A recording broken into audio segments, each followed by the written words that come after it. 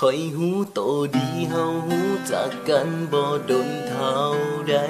เจ้าคงจะบ่เสื่อใจคำเว้าดีๆของชายคนนี้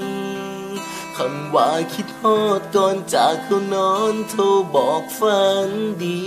ทุกคำที่เว้ามานี้มันออกจากใจเจ้าคงบอกคอยหูโตดีขอเจ้าเป็นแฟนมันไวเกินไป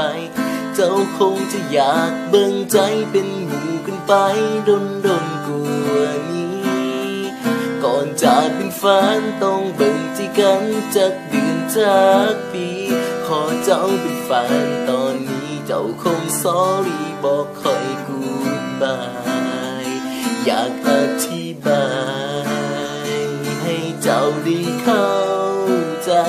เป็นหมู่กันไปหูได้จึงได้เป็นแฟนจะดีเป็นหมู่เป็นแฟนมันบอกคือกันคนละนาทีสิ่งที่ค่อยเว้ามานี้อยากให้คนดีพิจารณาเข้ามาเป็นแฟนกันเนาะคบบ่ได้ค่อยเลิกกันลืมเสียคำนั้นที่ว่าเบิ่งกันไปก่อนเขาเป็นแฟนกันเนาะสัญญาจะฮักและจริงใจถ้าเหตุบ่ได้คอยจะยอมเป็น